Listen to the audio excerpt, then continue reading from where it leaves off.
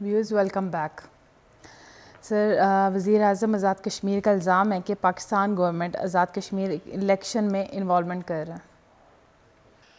اب دیکھیں عمران خان یہی تو کہتا ہے کہ فیئر الیکشن ہونے چاہیے، اور اب فیئر الیکشن کا کیا طریقہ کار ہے کہ جو قوانین ہے، میں ابھی چونکہ وہ تو آزاد کشمیر کا اب ان کا اپنا الیکشن کمیشن ہے، ان کی اپنی سپریم کورٹ ہے، ان کے اپنے قوانین ہیں، لیکن جرنل جو پاکستان میں ہوتا ہے مور اور لیس وہی آزاد کشمیر میں ہوتا ہے. بالکل. تو آزاد کشمیر میں بھی اب یہ ہے کہ جو بھی ہارتا ہے یا اس کو ہار نظر آ رہی ہوتی ہے وہ کہتا ہے کہ جی الیکشن میں وہ دھاندلی ہو گئی ہے، یا جی عمران خان جو کوئی ہارتا ہے وہ کہہ دیتا ہے. دیکھیں بات وہ ہونی چاہیے کہ جس کے اندر وزن ہو.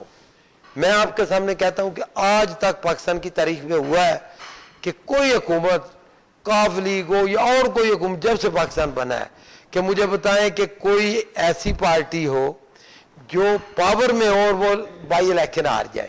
ایک روایت بن چکی ہے کہ جو بھی الیکشن ہارتا ہے یا جس کو ہار نظر آ رہی ہوتی ہے وہ کہتا ہے کہ جی داندلی ہو گئی ہے. اسی لیے عمران خان نے یہ جو بہت زیادہ اور بڑی تفصیلات کے ساتھ آپ کے سامنے میڈیا کے سامنے اپوزیشن کو دعوت دی ہے کہ یہ تجاویز ہے، اس پہ ڈیبیٹ کریں آئیں، اور یہ جو ہے الیکشن جو رول ہے یا جو طریقہ کار ہے اس میں یہ ترمیم کریں اور اس طرح الیکشن ہو تاکہ ہر ایک مانگے.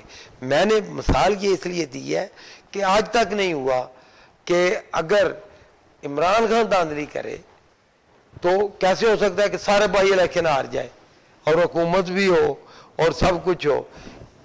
ایک بات طے ہے، عمران خان فیئر پلے پہ یقین رکھتا ہے. وہ اسمبلی میں اس نے کیا کہا کہ دیکھیں کہ جب میں کرکٹ کھیلتا تھا تو پہلا بندہ تھا جس نے یہ آواز اٹھائی کہ نیوٹرل امپائر ہونے چاہیے، حالانکہ کرکٹ میں تو کبھی تھے ہی نہیں. تو پھر آج کل جیسے کرکٹ میں نیوٹرل امپائر ہے، تو وہ اسی کو آپ مور اور لیس یہ سمجھیں کہ وہ چاہتے ہیں کہ الیکشن ایسے ہوں کہ ہارنے والا بھی تسلیم کرے کہ میں ہار گیا. سر وزیر اعظم پاکستان عمران خان انہوں نے ایک نیا جو فارمولہ دیا ہے کشمیر کی تقسیم کا، اور کشمیری حصہ سے بالکل اتفاق نہیں کرتے. آپ کیا کہیں گے؟ تھوڑی سی وضاحت کریں گے کیا فارمولہ؟ کہ کشمیر کو تقسیم کرنا ہے یا اس لحاظ سے؟ نہیں کوئی ایسا فارمولہ نہیں ہے کہ کشمیر کو تسلیم کیا جائے. دیکھیں کبھی کبھی انٹرویو دیتے ہوئے یا کچھ کہتے ہوئے جیسے وزیر اعظم پاکستان نے کہا کہ اگر مسئلہ کشمیر حل ہو جائے تو پاکستان کا ہمیں تو ایٹم بم کی ضرورت ہی نہیں ہے. اس کا یہ مطلب قطعاً نہیں ہے کہ ہم اپنی ایٹمی صلاحیت کو ختم کر دیں گے. یہ ایک مثال ہوتی ہے اپنی بات میں زیادہ وزن ڈالنے کے لیے کہ دیکھیں ہم نے کیوں مجبور ہو کے ایٹم بم بنایا.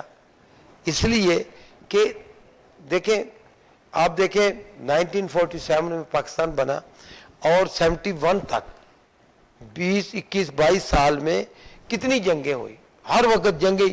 جب سے پاکستان نے ایٹم بم بنایا کوئی جنگ نہیں ہوئی. تو مجبور کیوں ہوا پاکستان؟ مجبور ہوا کہ وہ اس ایٹم بم بنانے پہ، کیونکہ وہ کہتے ہیں نا کہ جب جب زیادہ مشکلات بڑھتی ہیں، زیادہ تکلیفیں ہوتی ہیں تو پھر خود ہی راستے نکل آتے ہیں. تو اسی طرح پاکستان کے پاس کوئی اور آپشن نہیں تھا سوائے اس کے کہ وہ بھی ایٹمی صلاحیت حاصل کرے، اور پاکستانی قوم نے یہ کر کے دکھایا.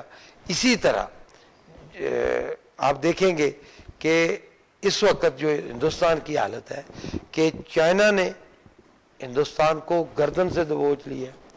اب ہندوستان جو ہے اگر پاکستان کے ساتھ کوئی چھیڑ چھاڑ کرتا ہے تو ادھر چائنا تیار بیٹھا ہے، اگر وہ چائنا کے ساتھ کرتا ہے تو پاکستان تیار بیٹھا ہے. تو یہ تو اسی طرح ہوتا ہے. اب آپ دیکھیں کہ انشاءاللہ تعالی جس طرح کشمیری خود آزادی کے لیے کھڑے ہو گئے ہیں، تو جب قومیں اس پوائنٹ پہ آ جاتی ہیں نا تو پھر ان کو روکنا بڑا مشکل ہو جاتا ہے، پھر ان کو غلام رکھنا ایک ٹائم تک ہوتا ہے. میرے خیال میں اب وہ وقت قریب ہے کہ جب کشمیر آزاد ہو جائے گا انشاءاللہ. سر آپ نے اپنا اتنا قیمتی وقت دیا، اس کے لیے آپ کا بہت بہت شکریہ. ویلکم. ناظرین، آج کے پروگرام سے بس اتنا ہی. اپنی میزبان ارم مقصود کو پروگرام آخر کیوں سے اجازت دیجیے. اللہ حافظ.